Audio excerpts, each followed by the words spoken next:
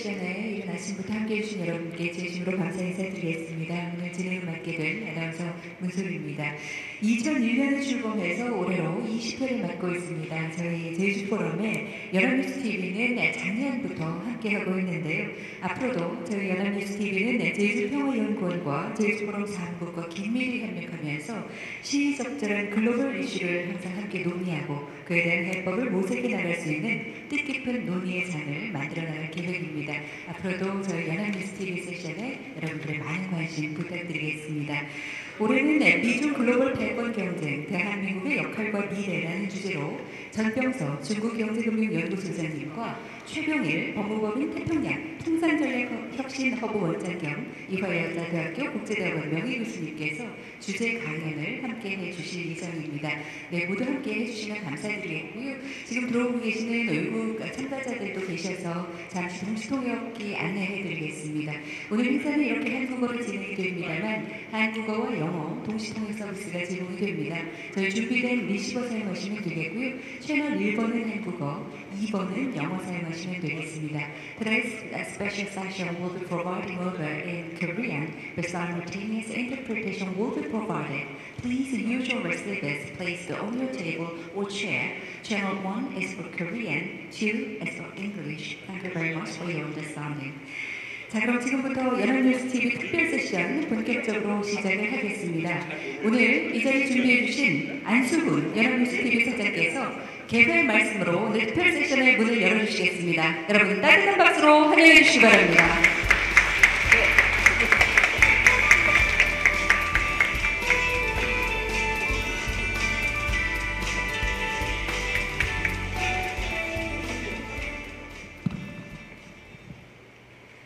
안녕하십니까. 연합뉴스TV 대표이사 사장 안수근입니다. 세계 평화와 번영을 위한 비전을 제시하며 국제협력의 장을 마련해온 제주포럼이 올해로 20회를 맞은 것을 진심으로 축하드립니다.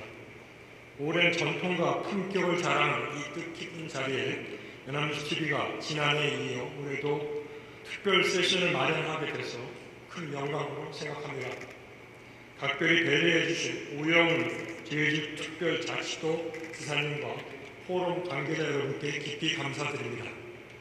또한 오늘 주제 강연을 맡아주신 최병일 법무법인 태평양 통상전략혁신허브 원장님, 그리고 전병서 중국경제금융연구소 소장님을 비롯한 모든 내림 여러분께도 진심으로 감사의 말씀을 드립니다. 특히 오늘 이 세션에는 전국에서 가장 바쁘신 중소기업의 CEO 대표들 30여 분이 특별히 참석해 주셔서 자리를 빛내주셔서 더욱 감사드립니다. 이번 연합뉴스TV 특별 세션의 주제는 미중 글로벌 패권 경쟁, 대한민국의 역할과 미래입니다. 도널드 트럼프 미국 대통령 취임 후 글로벌 패권을 둘러싼 미중 간 대결은 더욱 격화하고 있습니다. 치킨게임 양상으로 치닫던 관세 전쟁이 상호관세 90일 이외로 일단 휴전에 들어갔지만 협상 타결이 지지부진하면서 세계 공급망 질서에 균열이 커지고 있습니다. 이에 따라 내달 말 이후 미국을 시작으로 전 세계에 인플레이션이 본격화하고 글로벌 경제는 더욱 둔화할 것이라는 우려의 소리도 나오고 있습니다. 무역전쟁과 맞물려 중국은 지속적으로 미국 국채를 내다팔고 있습니다. 이는 달러 자산 약세로 이어져 환율이 요동치면서 국내 기업들이 수출 환경에도 불확실성이 가중되고 있습니다. 미국이 화웨이 AI 칩 사용 금지 조치에 대응해 중국 정부는 미국 등의 플라스틱 원료에 대한 대규모 반덤핑 관세를 부과했습니다. 트럼프 정부는 중국과의 학술 협력을 이유로 미국 하버드 대학의 외국인 유학생 유치를 불허했습니다. 양국 간 패권 전쟁은 글로벌 개혁은 물론 교류 전반의 토대를 송두리째 흔들고 있습니다. 양국 간 불꽃 튀는 경제 전쟁은 언제든 대만 해협에서의 양안 전쟁에 보화선이 될 수 있어 대한민국 안보 위험 수치 역시 급작스럽게 치솟을 개연성도 배제할 수 없습니다. 대한민국은 그동안 한핵 정국에 이은 대선 국면으로 인해 관세 전쟁이 촉발한 글로벌 보호무역주의 확산과 공급망 재편 가속화에 능동적으로 대응하지 못했습니다. 안보와 외교 문제에 대해서도 소극적인 대처에 급급할 수밖에 없는 형편이었습니다. 다음 주면 새로운 정부가 출범함에 따라 이제 우리 앞에 놓인 과제를 직시해야 할 시점입니다. 오늘 세션이 미중 패권 전쟁이 가져올 세계 무역, 외교, 안보 지형의 패러다임 전환에 대한민국이 효과적으로 대처해 나가고 세계의 공동 번영을 위한 문제점 해결 노력을 대한민국이 주도해 나갈 수 있도록 통찰력을 얻는 계기가 되기를 기원합니다. 이런 시간부터 자리를 빛내주신 내빈 여러분께 다시 한번 감사드립니다. 오늘 두 분 특강 강사님의 국제관계의 전문성에 기반한 통찰을 얻는 것 외에 한편으로 바다 밖에 보이시듯이 오션 뷰도 잠시나마 감상하시면서 즐거운 시간이 되기를 바라겠습니다. 감사합니다.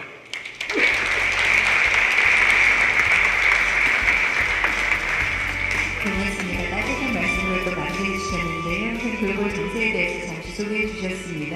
이렇게 국내 뉴스 전문 언론사로 연합뉴스TV는 이번에 특별 세션을 통해서 글로벌 이슈에 대해서 함께 논의하고 대한민국이 대응해야 할 방향과 역할에 대해서 논의를 할 예정입니다. 좋은 자리 마련해 주신 안수훈 연합뉴스TV 사장님께 진심으로 감사드리겠습니다. 자, 그럼 본격적으로 주제 방향 청해 들어보겠습니다. 국제관계 최고의 전문가들 모시고 미중 패권 경쟁의 현 주소를 진단하는 그런 시간이 될 텐데요. 먼저 앞서로 나와 계십니다. 오늘 전병석 중국경제금융연구소장님께서 미중 글로벌 패권 경쟁, 대한민국의 역할과 미래라는 주제에 강연 함께 해주시겠습니다. 여러분 따뜻한 박수로 맞아주시기 바랍니다.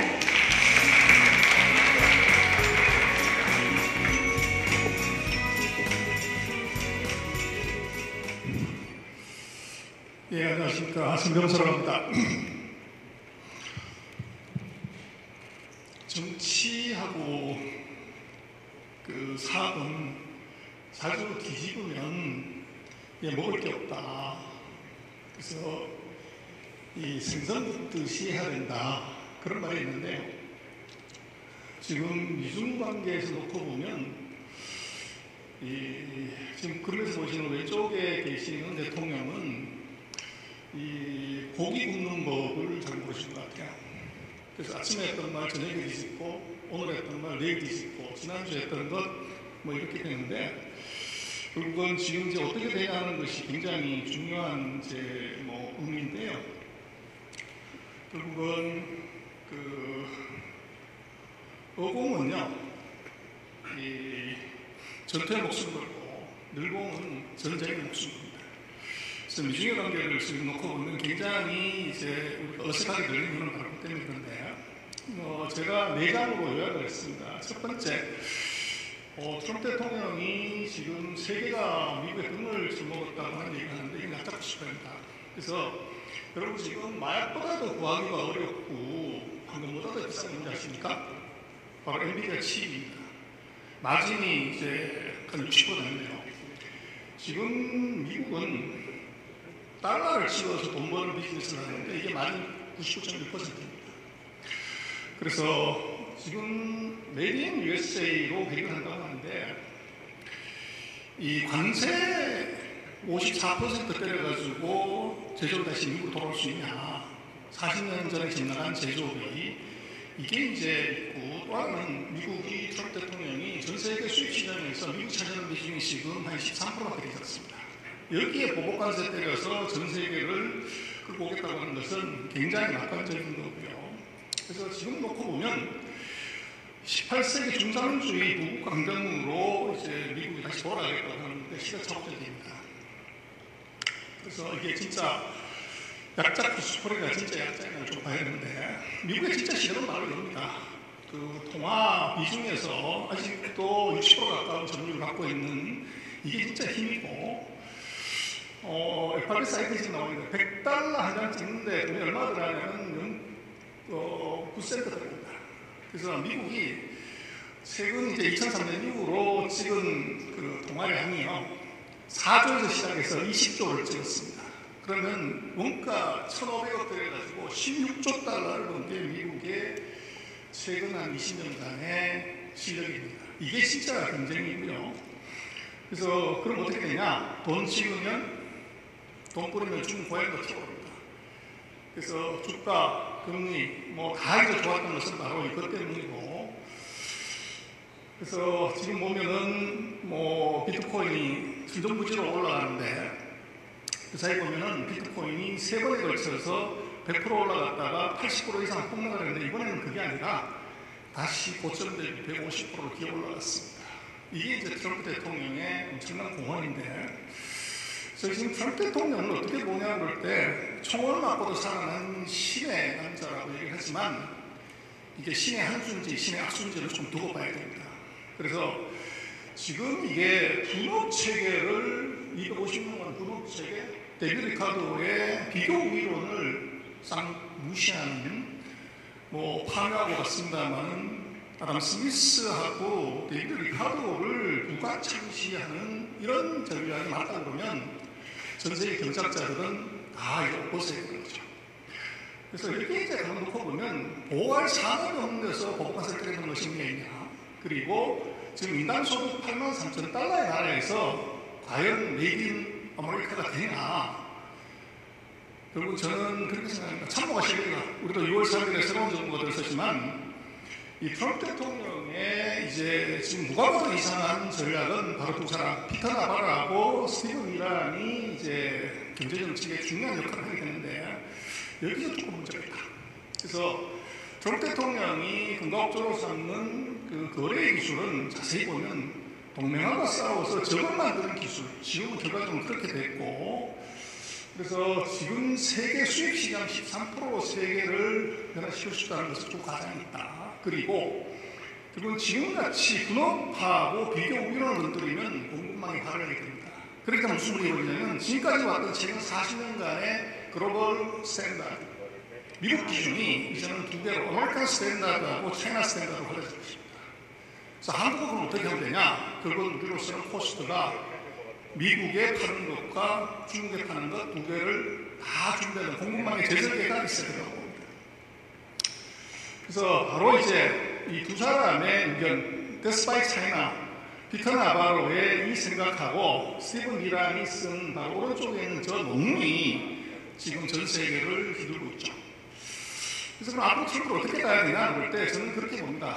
지금 관세 타리프가 아니라 이것은 테크다. 이렇게 가는 것이 맞다. 그렇게 보시고 중국은 한국 중국을 제조업으로 때려잡는다. 이건 조금 이제 과장이 있고요. 뭘로 잡아야 되냐? 미국이 가장 강한 근문을 잡아야 됩니다. 그래서 지금 또 하나 놓고 보면 아까 말씀드렸지만 대국의 품격은, 지도자의 품격은 입에서부터 나옵니다. 그래서 이게 생선 자주 굽으면 살이 다 떨어져서 먹을 게 없듯이 트럼프 대통령의 잦은 설화가 결국은 이게 아마도 미국의 엑스맨의 역할, 미국 경제.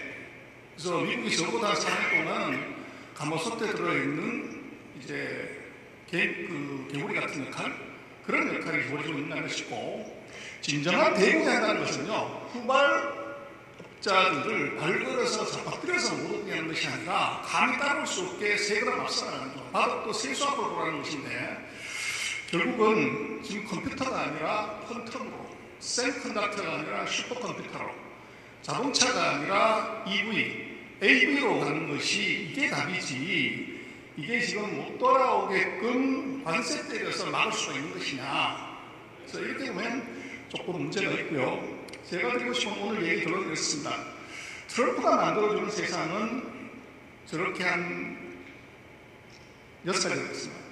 지금 우리가 봐야 되는 것은 관세를 얼마 때리냐에 집중하기보다는 이건 앞으로 관세가 만들어내는 빅테크가 어떻게 바뀌어야 봐야 된다.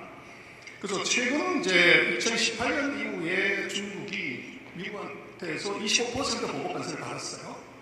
그러면은 중국의 대미 수출이 줄어야 되고 무역흑자가 없어져야 되는데 계속 늘어났습니다. 작년에 중국의 무역흑자가 9,900억 달러, 미국에서 3,000억 달러였습니다. 그래서 지금 관세를 54%를 때리든 124를 때리든 2,450%를 때리든지 간에 50% 넘어가는 가져서는 의미가 없습니다. 수출 안 될 거기 때문에.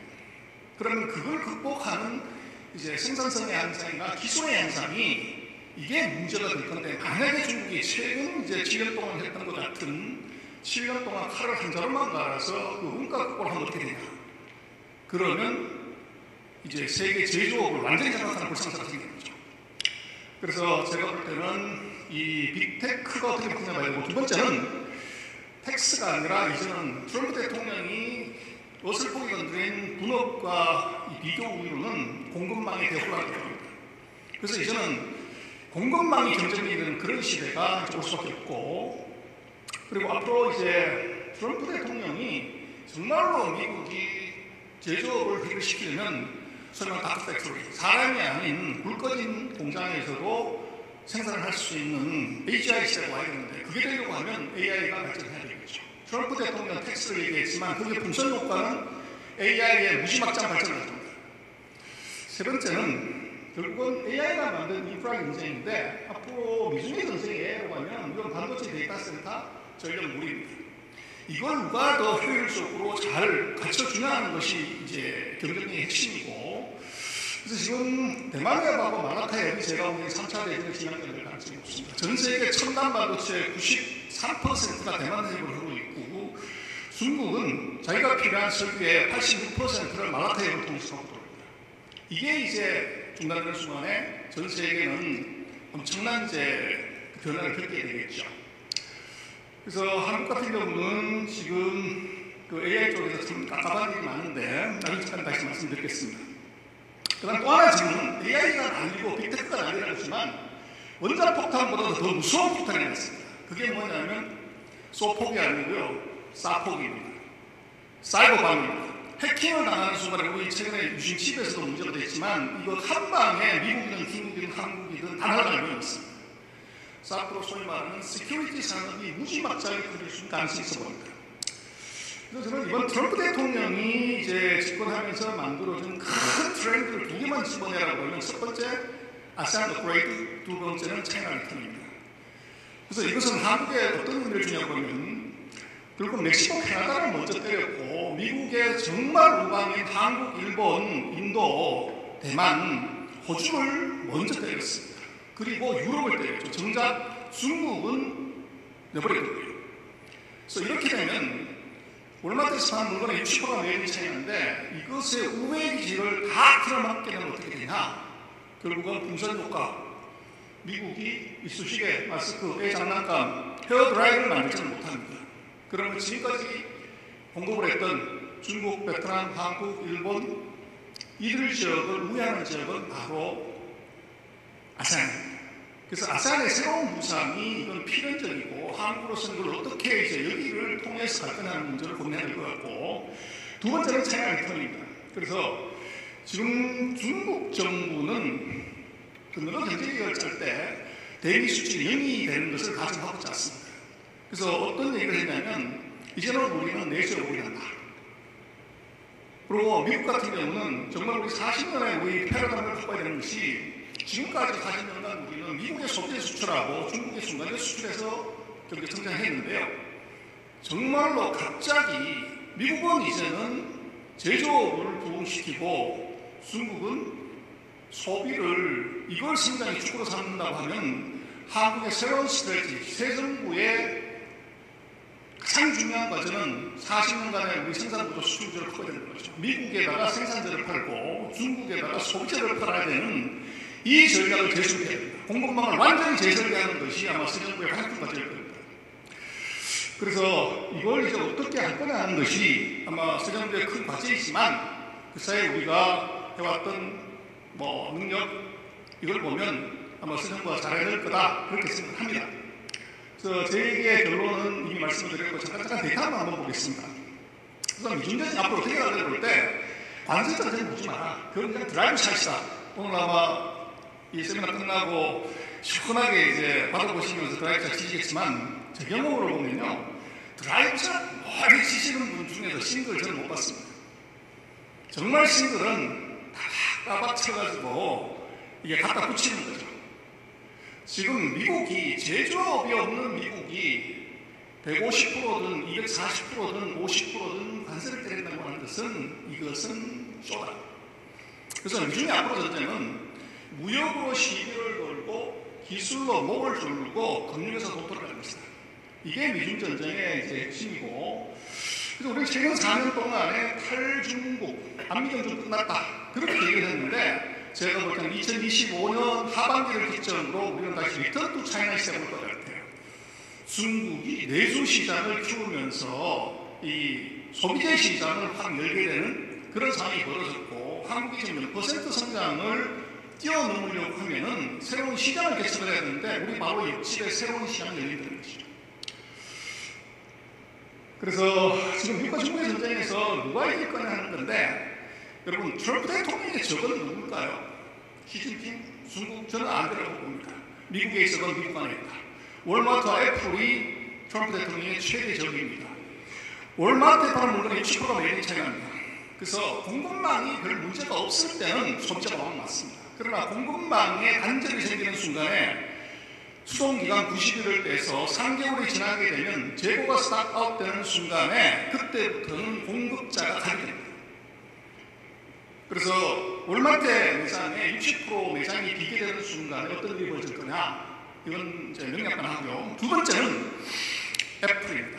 애플은 아이폰, 아이패드, 아이팟의 90에서 95%를 중국에 생산합니다. 이걸 만약에 중국이 6개월 연합정지, 우리 엘마트처럼 그렇게 하면 어떻게 되냐? 애플의 주가가 하락하는 순간에 미국 증시가 폭락할 위험이 있는 거죠.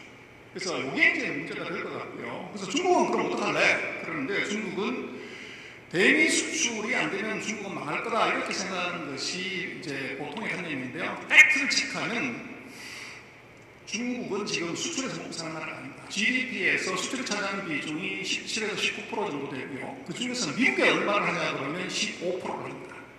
그래서 대미 수출이 되면 중국은 GDP가 2.8% 마이너스 나와요.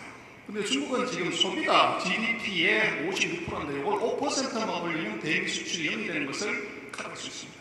그래서 금년에 중국은 내수에다가 완전 몰입하겠다 이렇게 가는 거고요. 그래서 지금 중국이 트럼프 대통령이 뭐 3일이 멀다 하고 계속 이제 얘기를 하고 있지만 중국은 대답이 없습니다. 왜 없냐? 바로 이겁니다. 첫 번째는 히토리고, 두 번째는 바로 이게 애플, 테슬라, 월마트의 생산 공장 또는 공급지를 쥐고 있기 때문에 그렇습니다. 그래서 지금 뭐 F-35 전투기 같은 경우도 히토리 음속이 450kg 이상이 들어가야 되는데 그걸 중국이 60kg 이상 공급한다는 거죠. 그래서 이 문제가 있고요. 그래서 지금 무역전쟁, 기술전쟁, 금융전쟁으로 가야 되는데 트럼프 대통령은 지금 기술전쟁에서 사실 무역전쟁으로 백을 했습니다. 그래서 이제 이게 어떻게 될 거냐는 두고 봐야 되겠지만 조금 시대착오적이다. 그래서 전쟁은 누가 구해서 어떻게 얘기해야 되냐 그러면 자기가 잘하는 걸 얘기해야 되면 1960년 이후에 미국과 중국의 제조, 수출, R&D, 금융을 보면 중국이 월등히 미국보다 센 것이 바로 제조를 기반한 무역입니다. 그래서 트럼프 대통령은 지금 그 중국보다도 못한 게 바로 파란색이고 잘하는 게 빨간색인데, 바이든 대통령은 빨간색으로 전쟁을 했는데 트럼프 대통령은 못하는 걸로 지금 전쟁을 합니다. 그래서 지금 놓고 보면 미국은 제조에 덫을 걸렸고 중국은 달러에 덫을 걸렸습니다. 중국이 아무리 제조업에서 강한 척해도 결국은 이게 금융은 제조업의 영원한 주인입니다. 열심히 자동차 만들고 핸드폰 만들고 이쑤시개 만들고 애 장난감 만들어서 미국에 팔면 미국은 $100짜리 종이 하나 주면 끝나는 거죠. 그래서 이게 진짜 힘이고, 이게 이제 어떻게 보면 미국의 진짜 힘인데, 왜 이제 미국이 그렇게 난리를 치냐면 바로 이겁니다. 미국은 금융이 발달했기 때문에 저축률이 투자를 훨씬 더 하회하는 마이너스 계속 나왔습니다. 그리고 저축을 안 하는 것뿐만 아니라 소비의 레버리지까지 가지고 써버린 거죠. 그래서 부채가 계속 늘어나는 것이고, 싼 소비재를 수입에 의존하다 보니까 무역적자가 무지막지하게 커졌는데 결국 막 요구입니다.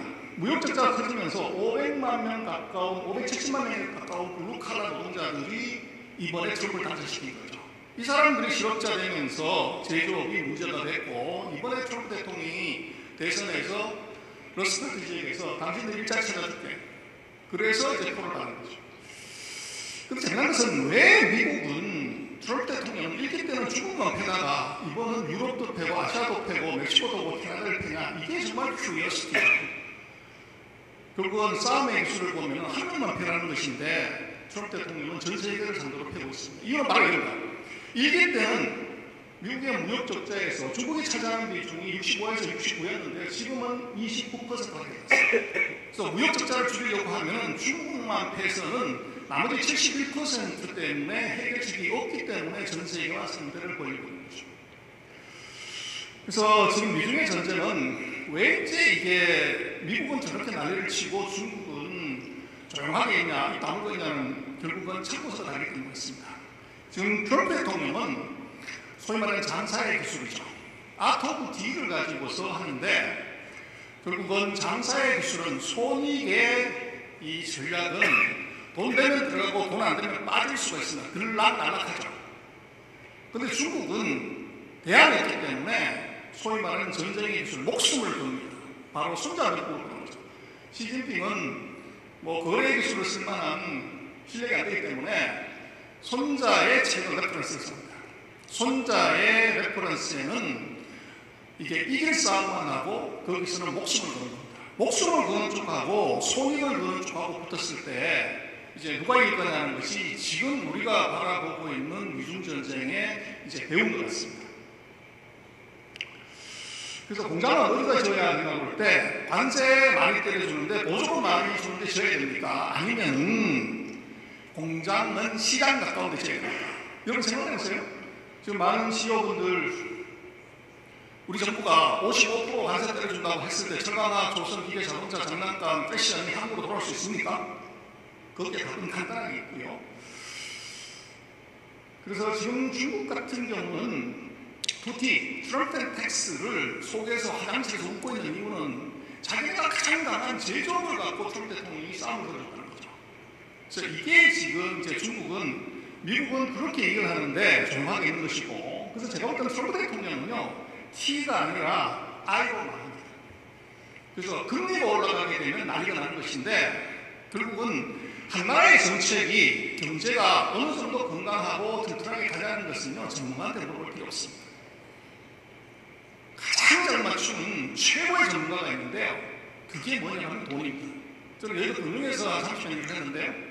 돈은 지금까지 한 번은 틀린 적이 없습니다. 주가 금리 환율이 정치의 가장 좋은 성적표고 가장 좋은 여론입니다. 그래서 지금 미국이 전 세계를 상대로 이 메이드 인 차이나를 다시 만들고 무역 적자를 줄이겠다고 그러는데 주가 금리 환율이 다 폭락을 하는 거죠. 트럼프 대통령의 정책은 마지막 틀렸나는 미스터 마리아 얘기는 답은 맞지 않았다는 걸 준 겁니다. 그래서 지금 저는 우려야 되는 게 바로 이겁니다. 트럼프 대통령이 중국을 한 방에 정말 잡아들여야 되는데 이걸 못하면 어떻게 되냐면 미국의 대항력만 길러줍니다. 그리고 시진핑의 자신감만 길러주는 불상사가 생길 수가 있습니다.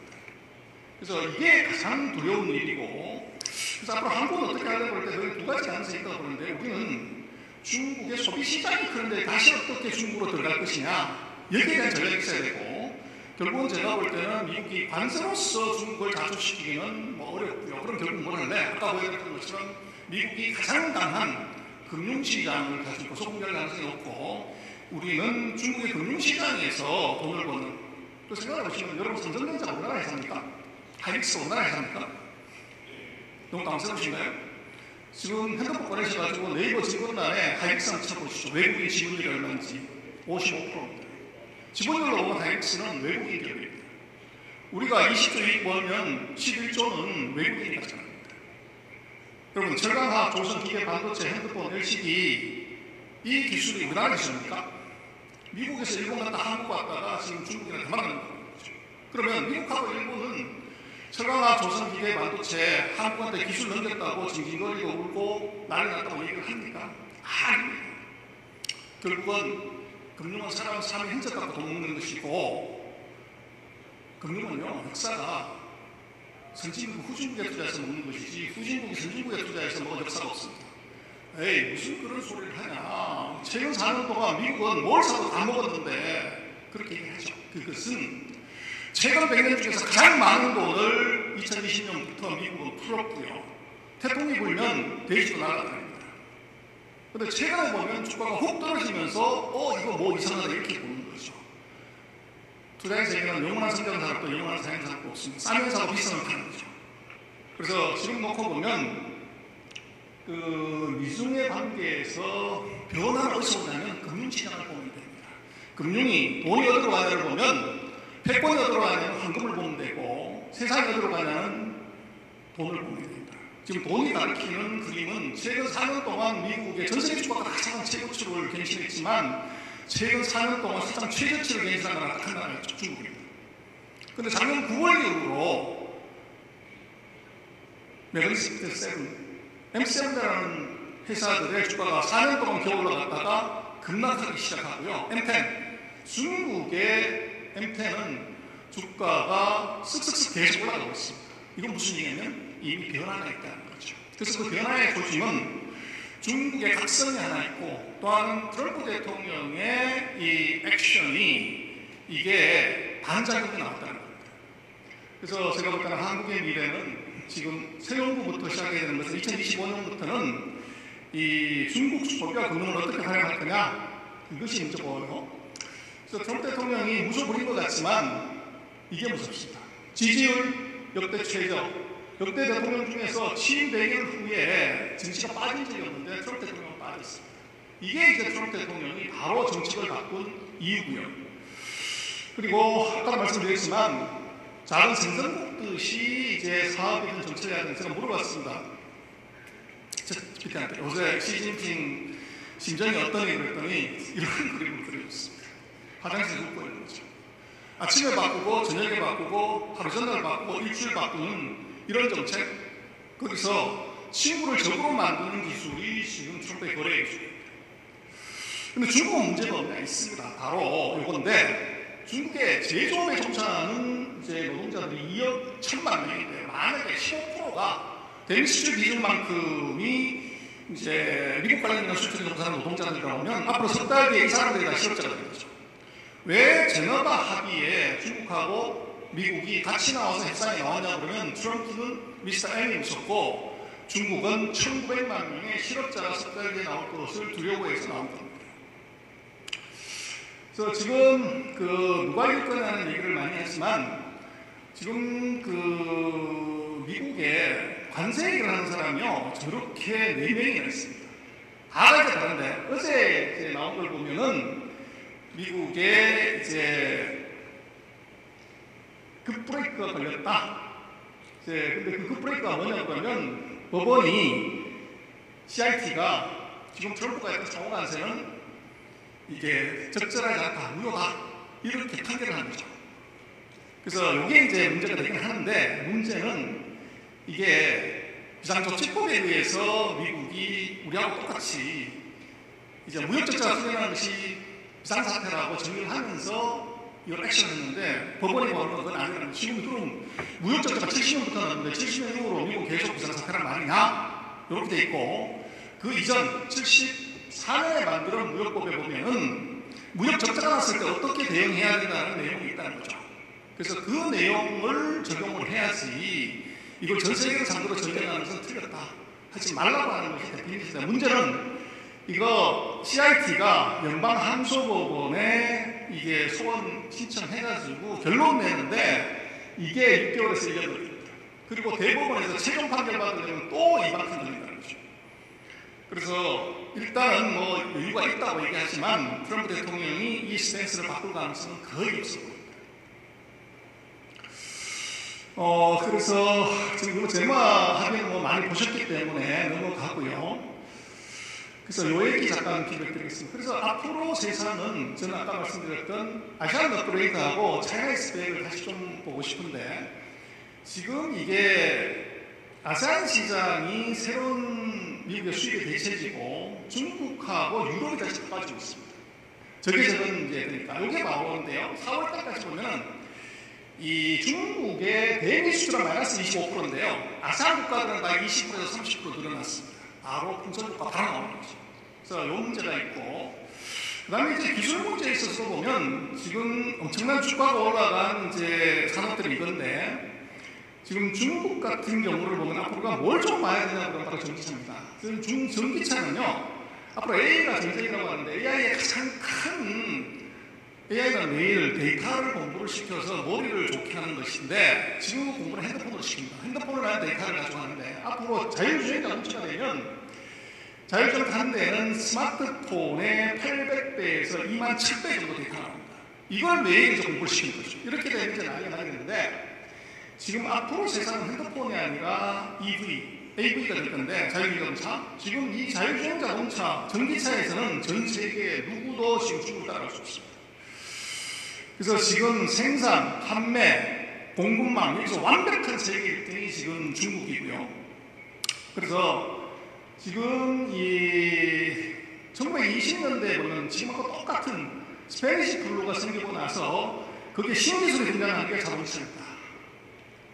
그래서 100년 전에 보면 이런 현상이 나타났는데요. 마스크 쓰고 다니지 않다는 차를 못하는 현상, 그리고 유색인종에 대한 테러, 뭐 이런 것들이 있는데 지금이 너무나 똑같은 상황입니다.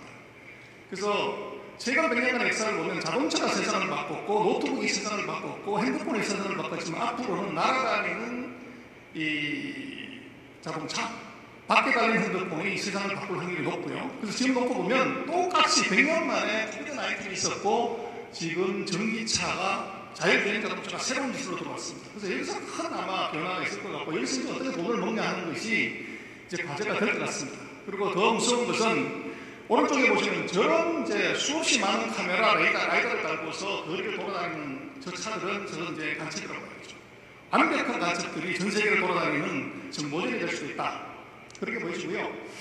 그래서 결국은 미국이 해야 될 일, 중국이 해야 될 일은 바로 이제 이런 문제고요. 여기서 이제 한국이 어떻게 하려 하는 문제는 저는 그렇게 봅니다. 지금 세상은 미중의 전쟁이지만 그 전쟁은 AI 전쟁인데 AI를 반드시 해야 되는 하드웨어 인프라는 반도체 배터리 5G가 있어야 됩니다. 근데 미국은 놀랍게도 기술은 세계 최고지만 제조를 못합니다. 미국은 기술은 있고 공장이 없고 중국은 공장을 만드는데 기술이 없습니다. 그래서 반도체, LCD, 5G에서 한국은 1등 아니면 2등. 그래서 우리는 이걸 어떻게 레버리지 걸어서 잘 갈 거냐는 것이 그게 우리가 살아날 길이고 또 한국으로 놓고 보면은 작은 나라가 큰 나라를 업어치기를 하려고 하면 감당하려고 하면 큰 나라의 결핍을 공격을 해야 되는데 바로 중국은 반도체가 없습니다. 미국은 배터리하고 반도체하고 5G가 없습니다.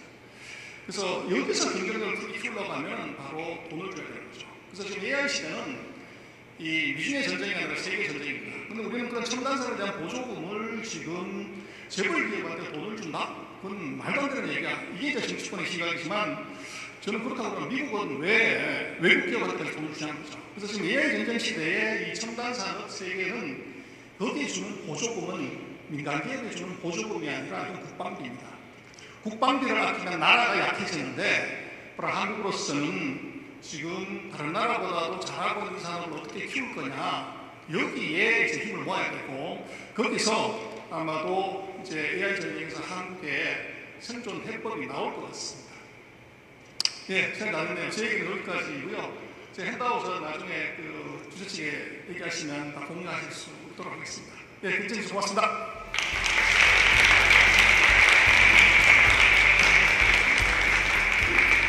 고맙습니다. 장병서 중국경제금융연구소장님께서 미중 글로벌 패권 전쟁에 대해서 최근에 굉장히 많은 분들께서 관심을 갖고 계시는데요. 다양한 이야기로 함께 정보를 나눠주셨습니다. 진심으로 감사드리겠습니다.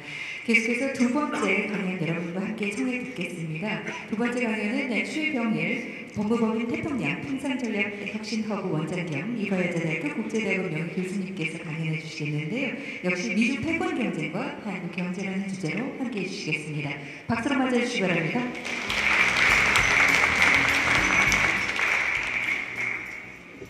여러분 반갑습니다. 먼저 오늘 이런 좋은 자리를 마련해 주신 연합뉴스TV 감사드립니다.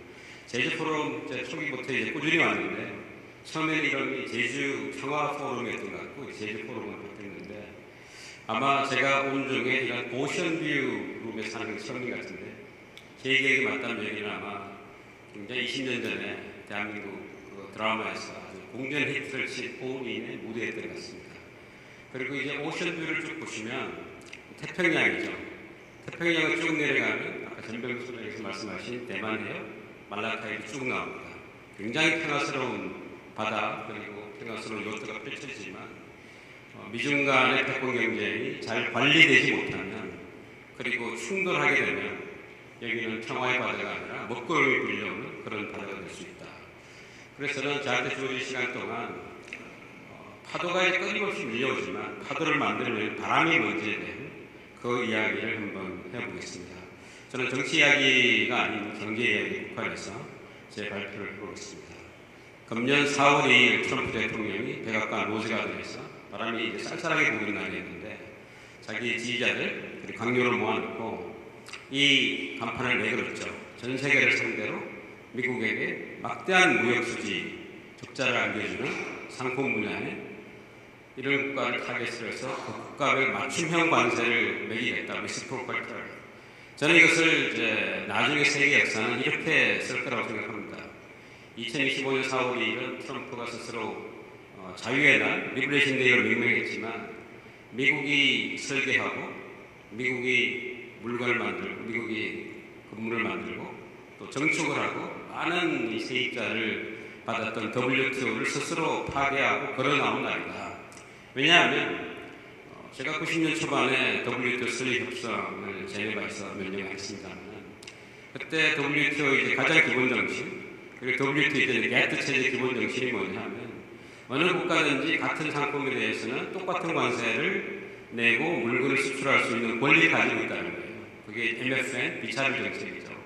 예를 들면 미국의 자동차 수입 관세는 픽업 트럭은 25%, 일반 자동차는 2.5%입니다. 그럼 2.5% 관세를 내고 중국도, 한국도, 일본도, 호주도, 싱가포르도 똑같이 미국의 자동차를 수출할 수 있어야 되고 수출하는 게 맞습니다. 그리고 한국처럼 FTA를 체결한다는 협상을 통해서 관세를 0으로 만들기 때문에 당연히 1% 해야 되는데 트럼프 대통령이 주장하는 것은 그렇게 미국이 전 세계 수입 시장이 되다 보니까 트럼프 표현을 빌자면 미국은 봉이 됐다. 전 세계가 미국을 상대로 거의 약탈을 하고 있다. 그래서 이제는 엄청난 무역 수지 적자를 높은 관세 장벽을 내세워서 일단 관세로 막고 그리고 필요하면은 이들의 미국 투자를 유도하고 또 많은 관세 수입을 올려서 미국의 재정을 든든하게 하겠다는 관세라는 요술 방망이를 꺼내서 모든 것을 해결했다는 것인데 결론적으로 말씀드리면 트럼프의 관세 정책은 성공할 가능성이 별로 없습니다. 왜냐하면 이것은 전 세계가 그동안 만들어 놓은 글로벌 밸류 체인을 흔드는 것인데 밸류 체인이 트럼프 지금 이제 두 번째 사는 그리고 첫 번째 사는 또 바이든 사는 결국 지난 8년과 앞으로 4년, 12년 동안 엄청난 변화를 겪을 텐데 중국이 세계 시장, 중국이 세계 공장 그리고 미국이 세계 시장 역할을 하는 그런 분업 체계를 흔들려고 하는 것은 이제 시작이 됐는데 트럼프 임기 4년 동안 완성할 수는 없을 것이다. 그럼에도 불구하고 트럼프가 하겠다는 것은 엄청난 변화를 예고하고 있고 트럼프 이후에도 저는 미국이 굉장히 일방적이고 보호주의 방향으로 가기 때문에 우리가 경제적인 효율성을 뛰어넘어서 정치적인 정당성, 그를 보면 51%의 앵그리 화이트가 계속 있는 한 미국은 그런 방향으로 민주당이 집권하도록 방향이 갈 수 있기 때문에 공급망의 변화에 대해서 한국은 준비를 해야 된다는 생각이 듭니다. 만약에 트럼프가 생각하는 대로 그 관세를 올릴 수 있다면 아마 미국의 유효 관세는 100년 전 대공황을 촉발시켰던 스무톨리의 관세를 실현하는 것이고요. 그리고 만약에 10%를 매기는 식으로 만약에 내려간다면 2차 세계대전이 시작되는 관세로 돌아갑니다. 이것은 무슨 얘기냐면은 미국이 가지고 있는 상호관세법이라는 것은 관세를 올리려고 의회가 준 법이 아니고 대통령과 행정부로 하여금 미국이라는 큰 시장을 활용해서 미국도 관세를 낮게 내릴 테니 너희도 관세를 내리라 하는 자유화를 유도한 협상이거든요. 보시다시피 미국의 관세는 그동안 2차 세계대전 이후에 낮아지기만 했어요. 관세가 올라간 적은 없습니다. 그런데 트럼프는 이것을 돌리겠다는 것이고, 그리고 2024년을 보시면 오렌지색이 올라가기 전에 그 관세가 2.5%입니다. 트럼프가 놀라운 것은 작년 2024년 유세 과정에서 무슨 이야기를 했냐면, 내가 대통령이 되면 전 세계를 상대로 미국 시장 입장료를 물릴 거야. 여러분 왜 나이트클럽 가면 입장료 내지 않습니까? 10% 다 물릴 거야. 미국의 관세가 이유가 2.5%인데 4배 올라가는 거거든요. 많은 사람들이 그거 어떤 그런 일이 가능해? 이것은 말도 안 되는 일이야 라고 생각을 했어요. 그런데 지금 보십시오. 트럼프가 4월이 높은 관세를 매긴 다음에 일주일간 유예기간을 주고, 물론 우리는 그렇게 이제 평가를 하죠. 시장이 막 돌발적인 반응을 보이고 가장 안전한 자산이라고 생각했던 미국의 국채, 미국의 달러 가치가 위협되니까 트럼프 깜짝 놀라서 뭔가 반응을 보였다. 그런데 여러분 이것을 단순히 협상 전략의 관점에서 보면 트럼프는 이제는 10%를 모든 사람들 마음속에 10%? 꽤 낫네? 괜찮은 거 아니야? 이렇게 생각을 하는 거죠. 협상의 관점에서 10%는 트럼프가 2020년 유사기일까지 하더라도 이거 미친 거 아니야? 어떻게 저렇게 높게 하지? 이런 것인데, 많은 사람들이 50%? 60% 이야기하다가 이제 10% 기본적으로 깔고 이야기하니까 10% 괜찮구나. What a relief. 영어로 이렇게 얘기하는 거죠. 이게 이제 어떻게 보면 트럼프 입장에서는 협상을 하는 방식인데, 이게 최근에 미국 언론에서 기자들이 되게 놀린다 그러고 트럼프 보고 타코다 타코. 왜 그 멕시칸 레스토랑 가면 여러분 타코 있죠, 타코. 트럼프 always chicken out. 트럼프가 처음에 관세를 그냥 엄청난 걸 때려잡을 때 올려놓고 결국은 나중에는 그냥 꼬리를 내리더라. 타코 하니까 트럼프가 그냥 화를 냈어. 협상도 모르고 결국 상대 협상장에 끌고 내는 것이다. 그런데 문제는 트럼프가 생각하는 아트 오브 협상, 이것이 상대에 따라서 특히 중국처럼 시간은 나의 편이고 지구전을 펴는 상대를 만나게 되면 이게 그렇게 효과를 발휘할까? 이런 문제가 있습니다. 그래서 트럼프는 이제 작년 이맘때 자기가 하겠다는 상호관세 일단 시행했고요. 전 세계를 상대로 보편관세 10% 지금 일단 깔아놓은 상태고요. 특히 이제 중국에 대해서 트럼프 1기 때 본격적으로 중국으로부터 전략적인 디커플링, 그리고 이제 필요하면은 WTO에서 중국을 거의 쫓아내는 방식의 중국에 부여했던 항구적인 노멀 트레이드 릴레이션십도 박탈을 하겠다, 이런 것인데, 이런 것들이 이제 막 실현되고 있는 상황인데, 지금 일단 이제 법원에서 제동이 될 것 같지만 전백기 소장님 정확하게 분석해 주신 대로 이것은 법원은 되게 시간이 오래 걸릴 것이고, 법원이 만약에 트럼프에 대해서 아니라고 이야기하면 그것을 가능한 또 다른 법을 찾을 거라고 생각되기 때문에 이것은 현실로 일단 받아들여야 된다, 이런 생각입니다. 트럼프를 여러분 어떻게 보시나요? 누구는 어공이라는 단어를 쓰는데 저는 이렇게 생각을 합니다. 1987년 트럼프가 뉴욕타임즈와 워싱턴 포스트에 자기의 돈을 내고 전면 광고를 낸 적이 있습니다. 87년 같으면 미소 냉전이 진행 중이고 중국은 이제 세계 지도에 아직 부상하기 전인데, 트럼프의 생각은 이런 거죠. 우리 세계에서 가장 큰 시장이고 가장 강한 나라인데 왜 일본이나 사우디를 공짜로 지켜줘야 되느냐. 그들이 스스로 더 많은 국방비를 내야 되는 것이 아니냐. 그리고 왜 그들은 우리나라에서 와서 마음대로 물건을 파느냐. 제대로 된 외교 정책이 필요하다. 87년 트럼프가 그랬는데, 그가 대통령이 된 것은 30여 년 후, 그리고 나서 1979년 미국과 중국이 수교한 이후에 39년 만에 중국을 상대로 경제 침략을 선언한 대통령이라는 거죠. 이코노믹 러시. 그리고 거기에 근거해서 시진핑을 여러 차례 이제 관세 주고받기를 통해서 중국을 협상장에 이끌어내서 1단계 합의를 이끌어낸 것이 트럼프다. 그리고 화웨이 5G를 미국에 퇴출시키고, 또 미국에 있는 많은 중국인 유학생이 미국의 공산당과 연계돼서 심각한 국가정보를 빼가는다는 이유로, 또 미국에 있는 많은 연구자들을 Chinese Agent라는 이유로 해서 FBI 국장이 공개적으로 이들에 대해서 추출 선언을 한 그런 국면이 트럼프 이게 다시 진행되고 있다는 것은 미국과 중국에서 벌어지고 있는 것이 단순히 무역 수지 문제를 둘러싼 리밸런싱이 아니고, 뭔가 미국과 중국이 21세기의 새로운, 우리 오늘 타이틀에 있듯이 헤제모니 컴피티션을 하는 그런 상황이라는 것을 저희는 잘 이해를 해야 될 것 같습니다. 자, 그래서 이제 중국을 상대로 트럼프 대통령이 취임하자마자 뭔가 엄청난 액션이 있으면 기대했는데 실질적으로 1월 20일 취임했을 때는 아무것도 없었어요. 그러다가 한 열흘을 기다렸습니다. 2월 1일 날 지금 이제 멕시코, 캐나다를 통해서 엄청난 불법 마약이 들어오고 있고 그 진원지가 중국이라고 거명을 해서 펜타닐을 상대로 10% 관세를 냈고 또 다른 10%를 냈는데 그 와중에 트럼프는 시주석과 뭔가 핫라인이 가동이 되면서 협상의 국면을 트기를 했죠. 그런데 중국은 꿈쩍하지 않았고 중국은 RFA 보시다시피 아무런 반응이 없었어요. 그러다 4월 2일 날 34% 상호 관세를 매기니까 중국 똑같이 하죠.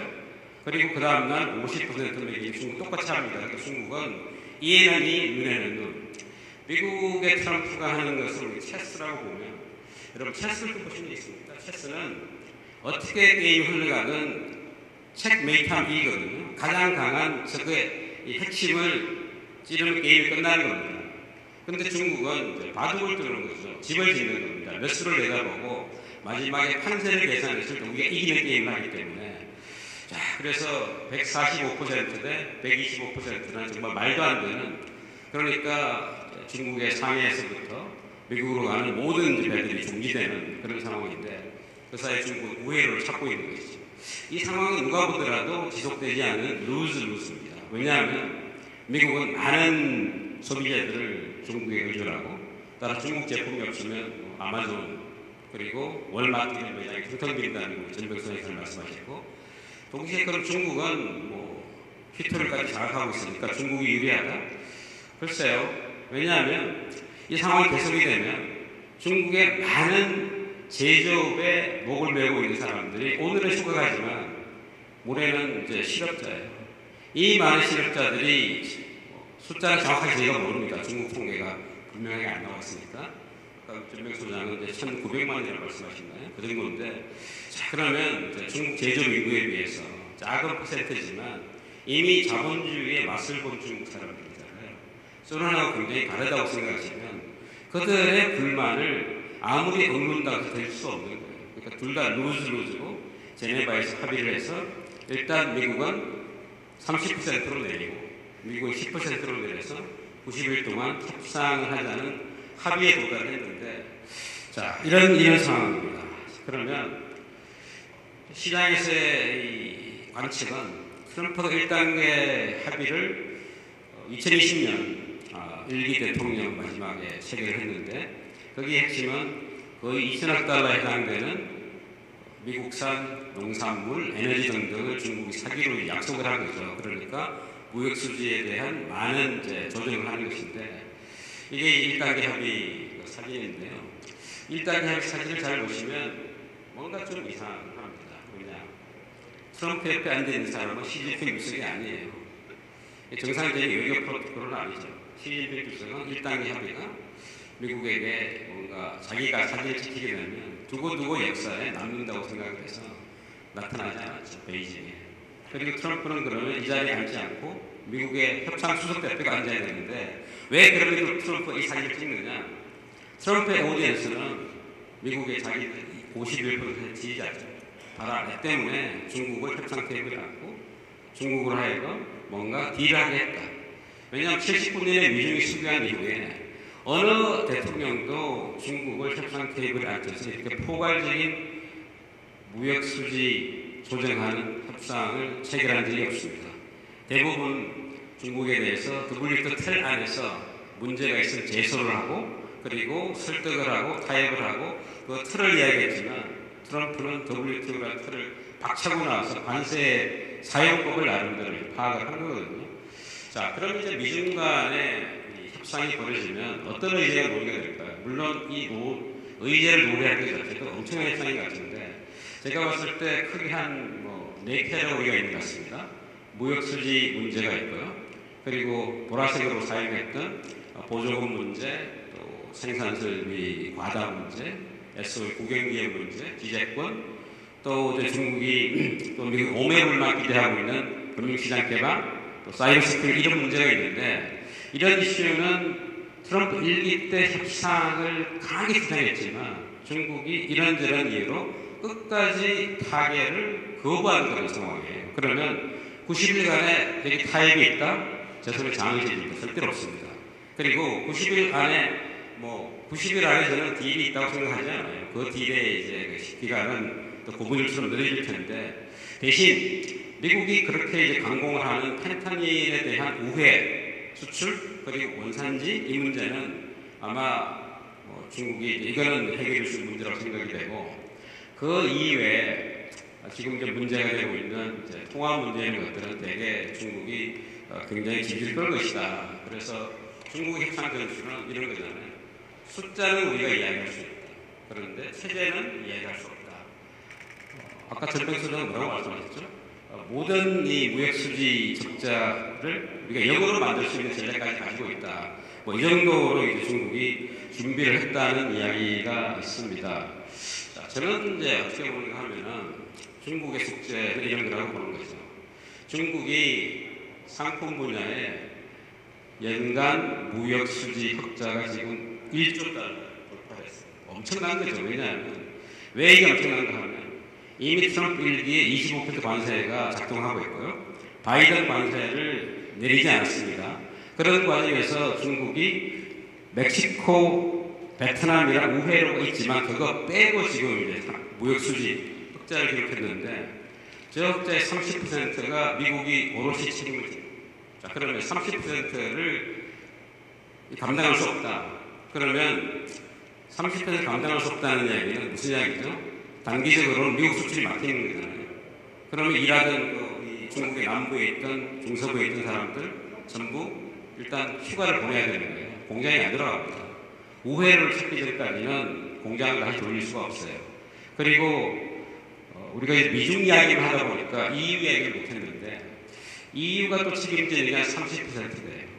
EU는 지금 사실은 이제 정치 체제는 중국과 경쟁을 하고, 환경 문제는 협력을 하고 싶어하고, 그리고 통상 문제는 협상을 하고 싶어하는데, 이런 나름대로 뉘앙스가 있고 세련된 어프로치를 하는데, 트럼프가 동맹이라는 트럼프가 마구 때리니까 심정은 중국에 가고 싶은데, 중국의 전기차나 태양광 솔라 배터리가 너무 올라와서 자칫하다가 중국이 시장을 생겼어요. 그래서 EU가 지금 굉장히 한가운데서 갈 곳 없는 그런 시장, 그리고 EU도 전기차를 상대로 높은 관세를 매기기 때문에 저 1조 달러의 30%인 미국, 그리고 또 다른 30% EU가 본격적으로 중국을 견제하기 시작하면 중국이 가장 잘하는 제조업 수출의 시장이 예의치 않다는 거죠. 물론 글로벌 사우스를 통해서 찾을 수는 있지만 글로벌 사우스의 구매력이 이 둘만 하겠습니까? 그리고 성장이 계속 늘어나도 그것은 향후 10년 이상 기다려야 되기 때문에 중국의 고민이 있다. 우리가 중국을 이해하는 두 가지 키워드가 있는데, 하나는 픽 차이나, 하나는 차이나 샥 2.0이 같습니다. 픽 차이나는 이런 거죠. 2020년에 이제 코로나19가 나오고 미국과 중국이 본격적으로 중국을 견제를 하고 공급망 디커플링을 하면서 전 세계 많은 기관들, OECD나 골드만삭스가 미국이 중국에게 추월당하는 시간이 점점 더 길어지거나 아니면 아예 중국은 미국을 추월하지 못할 수 있다는 그런 예보를 내기 시작했어요. 그리고 중국은 국민소득 1만 불에서 이제 잠재성장률이 4%, 5% 내려가고 있고, 그러면 전통적인 경제성장 방식은 노동력 중심, 투자 중심에서 생산력을 혁신시키는 인풋 드리븐에서 프로덕티비티 드리븐으로 트랜지션을 해야 되는데, 이것이 이제 지체가 되고 있죠. 그 과정에서 또 인구는 좀 줄어들고 있잖아요. 이게 이른바 서방 세계에서 나오는 픽 차이나입니다. 중국이 정점을 찍었다. 여러분 에베레스트를 생각하시면 에베레스트의 픽을 찍으면 어떻게 되죠? 내려오잖아요. 근데 제가 보는 중국의 이 피크 차이나는 좀 다를 수 있다고 생각합니다. 왜냐하면 피크는 찍었지만 내려오는 게 금방 내려오지 않고 거기서부터 되게 완만한 평원이 펼쳐지는 거죠. 그 이유는 지금 벌어지는 이해 때문인데, 지금 전 세계 제조업이라는 그 플레이그라운드를 중국의 제조업 전 세계 시장 점유율이 31%, 그리고 나머지 민주주의 국가에서 제조업이 가장 강하다는 조기 4개 국가, 미국, 일본, 독일, 대한민국을 합치면 거의 중국하고 비슷하다는 거죠.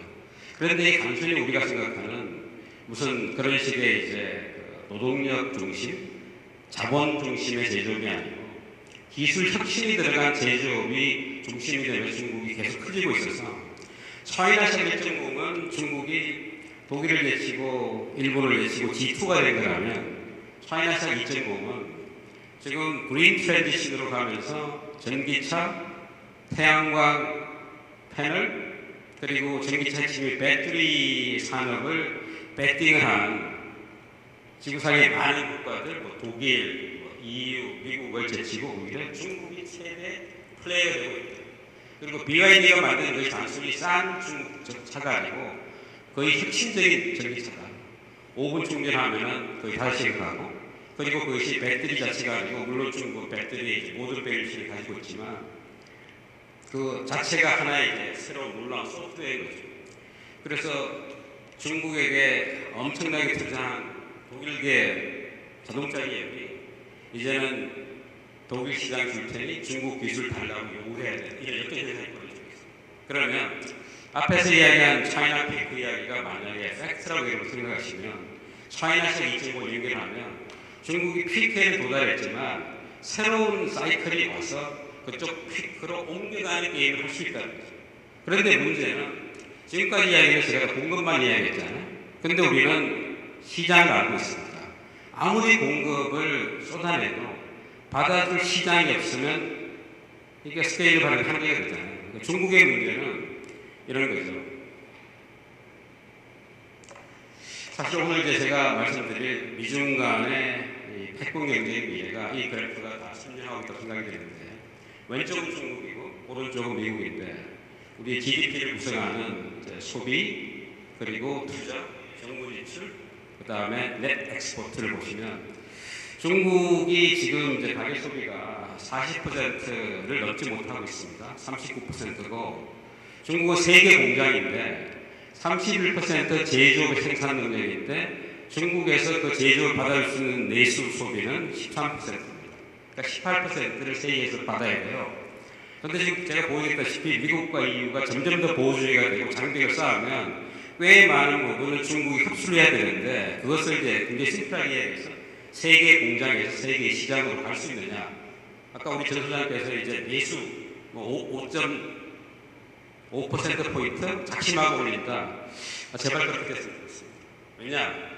만약 그렇게 되면 무역 갈등을 상당 부분 피할 수 있는데 그걸 중국 정부가 할 수 있느냐? 저는 거기에 대해서 패스 마크를 달고 싶어요. 왜냐하면 중국이 내수 살린다는 이야기는 거의 지금 이제 거의 단골 이야기고요.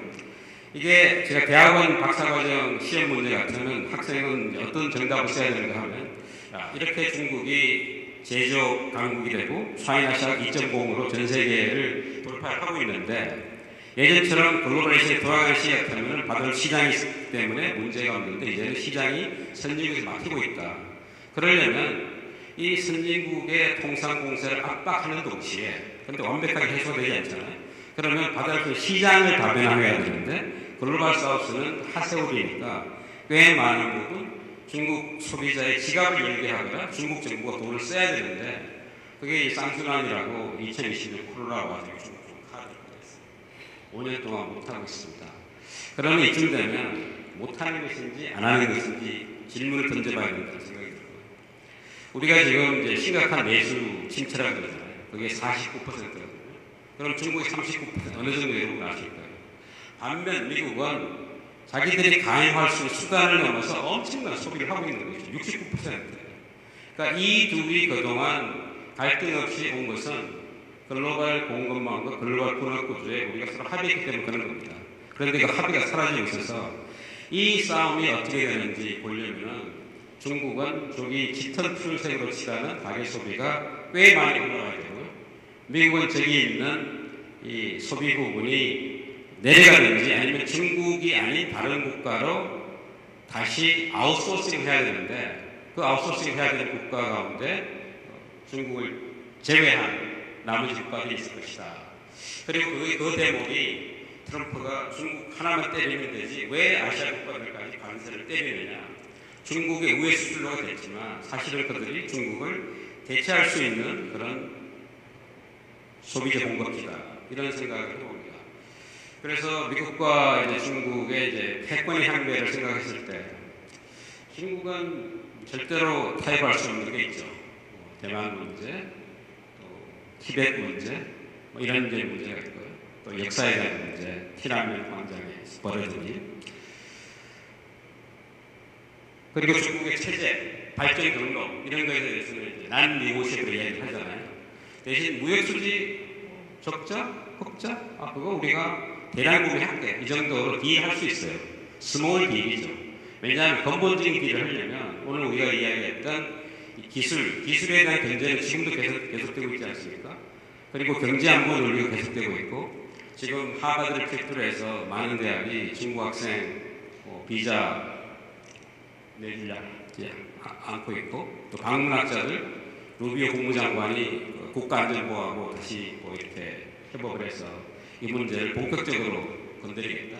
자, 이 이야기는 트럼프 일기 때의 견제가 똑같거든요. 단순히 물건만이 이 바다를 하늘을 못 건드는 것이 아니고 이런 전 세계를 더 윈윈한 그런 세상으로 만들었던 아이디어의 교류, 사람의 교류 이런 것들이 막히고 있다는 거예요. 자, 그래서 트레이드 분야에 어떤 딜이 있든 간에 이 기술 전쟁과 나머지 체제 간의 전쟁은 계속이 되고 있다.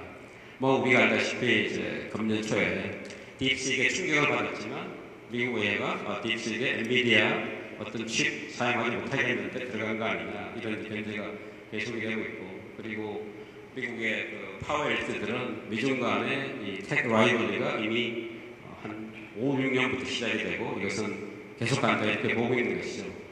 또 이제 미국이 시장의 정치인들이 반영을 하지만 또 민심에도 반영을 하잖아요.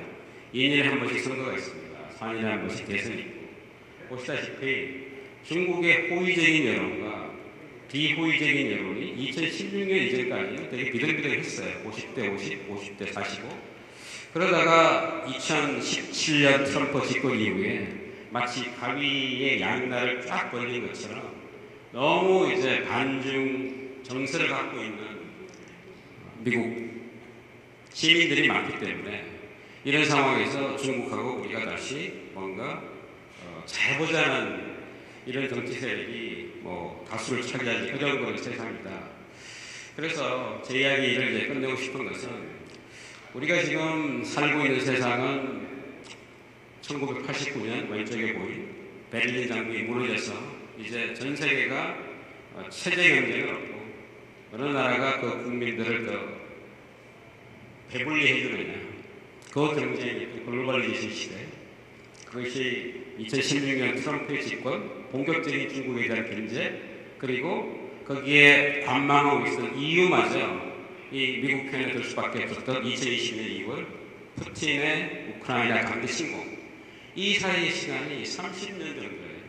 30년 동안 우리는 메이드 인 차이나를 너무 당연하게 생각했고 중국에게 아무런 리스크도 투자를 당연하게 생각했고 미국은 동맹이니까 언제든지 지켜줄 거라고 생각을 너무나 당연하게 했던 그 세상입니다. 그것이 지금 다 흔들리고 있죠. 차이나 리스크, 트럼프 리스크, 그리고 트럼프 이후의 아메리카 리스크. 그래서 우리가 가지고 있던 기본적인 어썸션을 바꿔야 되고요. 제가 이 지도를 보여드리는 이유는 지금 이제 미국의 안보 전략이 어떻게 될지 설왕설래 하고 있는데 이제 우리 윤영환 장관님 계시니까 또 저보다 잘 말씀할 것 같은데 지금 이제 미국의 생각은 중국을 미국 혼자 대적하기 굉장히 힘들기 때문에 인도 태평양에 있는 국가들을 통해서 뭔가 연합을 하고 싶은데 그러려면 유럽에서 우리 좀 비중을 좀 빼야 되겠다. 그러면 타이완은 이제 지구상에서 가장 위험한 그리고 트럼프 대통령이 중국하고 협상 과정에서 필요하면 타이완 카드를 꺼낼 수 있다. 그럼 이제 제 아래쪽에 양안, 대만해 이제 심각한 그런 상황이죠. 그래서 우리가 알고 있던 올드놈을 대한민국이 가장 혜택을 많이 받았던 이 다자체제, 그 다자체제 믿음은 정치 시스템이 달라도 무역과 투자를 강화시키면 평화와 안정이 돌아온다는 그 시대가 이제 넘어가고 이제 힘센 나라들, 미국, EU, 중국 이런 나라들이 밀어붙여서 이제 관리 무역을 하고 그리고 상호 이전을 무기화 삼는 그런 시대가 됐고요. 글로벌 밸류 체인의 핵심적인 꽤 많은 부분들은 미중 경쟁 또 코로나 시대를 거치면서 아무리 기술이 있어도 생산이 우리한테 벌어지지 않으면 이게 문제가 많다. 마스크 대란 같은 거 생각하지 않을 것 같은데 따라서 위쇼링, 온쇼링 이런 이제 일이 벌어지고 있고 그리고 올드 노마는 시스템이 달라도 그냥 경제할 수 있었죠. 거래할 수 있었죠. 그런데 지금은 안보의 논리가 경제를 압도하는 것인데 이렇게 봅니다. 안보의 논리는 올로와 나중이에요. 블랙 앤 화이트입니다. 이기고 지는 거예요. 죽고 사는 겁니다.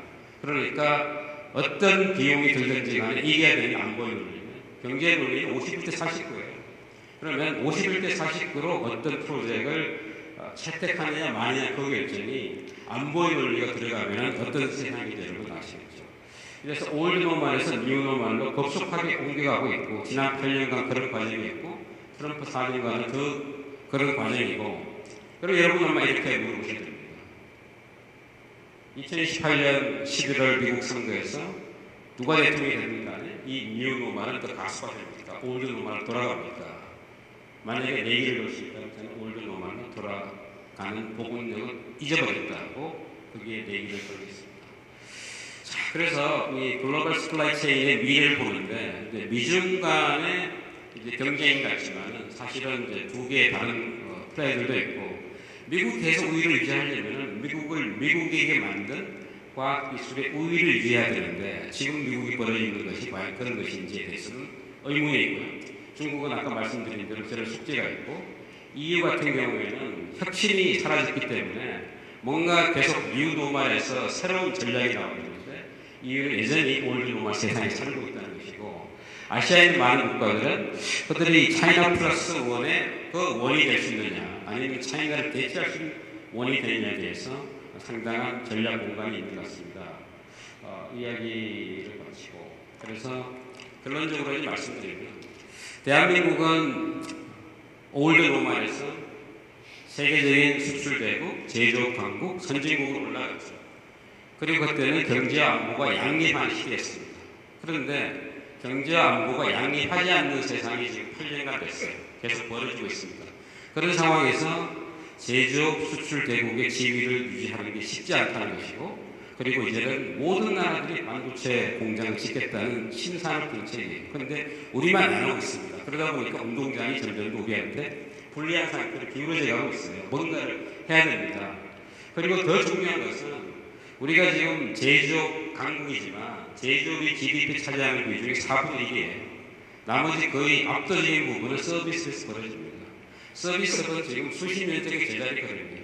이 분야를 우리가 치고 나갈 수 있습니다. 왜냐하면 K-컬처라고 이름 짓는 많은 것들이 있기 때문에 그래서 역동적인 우리의 수출 산업과 새로운 혁신의 계기로 만들면 우리는 이 기간 동안 패러다임 시프트를 통해서 미중 패권 경쟁에도 불구하고 흔들리지만 넘어지지 않고 넘어지지만 다시 일어서고 앞으로 갈 수 있는 그런 대한민국이 될 거라고 생각합니다. 경청해 주셔서 감사합니다.